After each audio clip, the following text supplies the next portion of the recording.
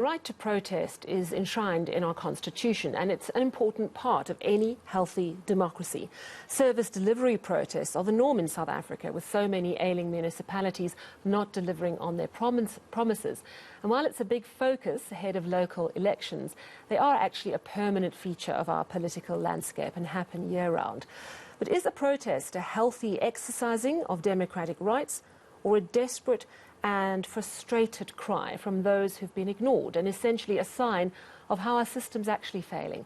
Let's discuss this now with Professor Ivan Turok of the Human Sciences Research Council. Prof, thank you so much for joining us. You know, I'm trying to work out if protests are a good or a bad thing, because on the one hand, it's an incredible freedom and a crucially important freedom. And on the other, so often, and we've seen it day after day when we cover these protests, South Africans protest only when they're at their wits' end and every other attempt to be heard has fallen on deaf ears. So is it good or bad or both? I think it's a good question and worth discussing further, because, as you say, it's important that people have the right to protest. But really, it's a last resort. It should be seen as a last resort when other measures have failed.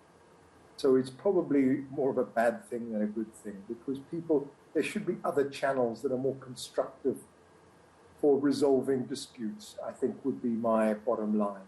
We need people to talk, to engage, to listen. That's the constructive and productive way forward, rather than resorting to throwing stones and bricks and so on. You've written about this and you've done a lot of research into this, and data apparently showing that protests in South Africa have risen over the past 2 decades. And while we know that so many of our municipalities are failing to deliver services, you make the point that generally more people have access to services than prior to this period. So why are protests on the rise? I think before I say conclusively that they are on the rise, I just want to point out that the data is unreliable. We don't actually monitor consistently what protests and what the level of protests is. We also don't really have a consistent agreed definition, pictures you can see in front, that's where people get together and cause mayhem. That's obviously a protest. But if you have 5 or 6 people standing with placards protesting about something, is that also a protest? If you have just 2 people, right, is that also a protest? So there are some questions about definition, there are questions about ongoing monitoring.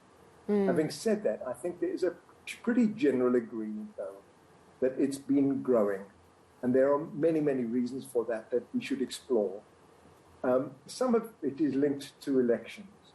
So indeed, some of our political parties believe that by fostering instability, they will help to mobilize their vote.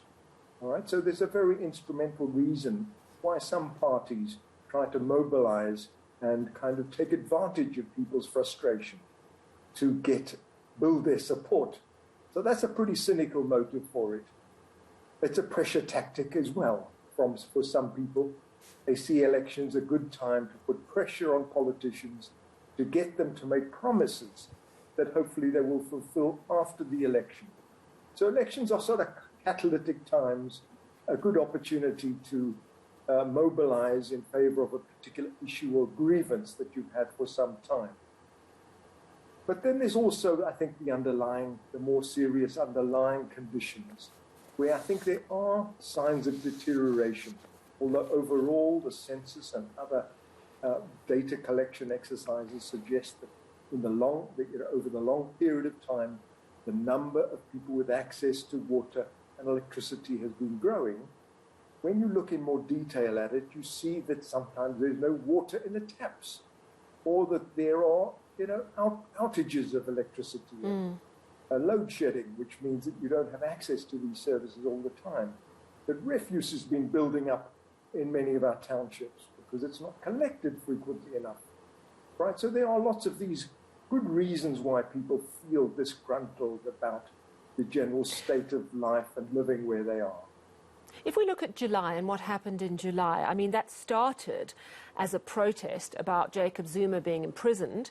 It degenerated into a destructive looting spree that cost our economy billions and lost over 300 lives. Would you classify that as protest? Does that fall into what you understand protest is there for? Or is it in a completely different category of its own? That's a good question too, and I think we're waiting on some more definitive analysis of the looting, the unrest, the mayhem that was caused. There were a number of different things going on, I think, in July. Some of it, I think, probably was a protest, a kind of underlying grievance, discontent, frustration coming on top of COVID. You know, we know that more than 1 million people lost their jobs, right? So we also know that a lot more people have gone hungry over the last year because of the deterioration in the economy. So there has been a sense that things are getting worse, possibly a sense of hope, less hope in the future than before as a result of the pandemic. But then it was also lots of, straightforward criminality and looting and wanton destruction of shops, of infrastructure, of trucks on the freeway. So it's a mixture of things, some of which, as I say, was protest, some of it was not. And indeed, insurrection is also mixed up in this, which you can't say is simply protest. Yeah. Very complex forces at play and swirling around that moment when someone is out on the street protesting. Just to get back to service delivery protests with a view on the local elections, it doesn't necessarily follow, does it, that if you are protesting about a lack of services in your area very vocally in a protest, even violently, it doesn't necessarily follow, or does it, that you might change who you vote for? It doesn't. You're correct. We have the ANC is such a dominant party that it seems to coincide. People protesting with a willingness to vote for the ANC, and many observers say, that's not very healthy for democracy. That people will not alter the way they vote, despite feeling pretty fed up.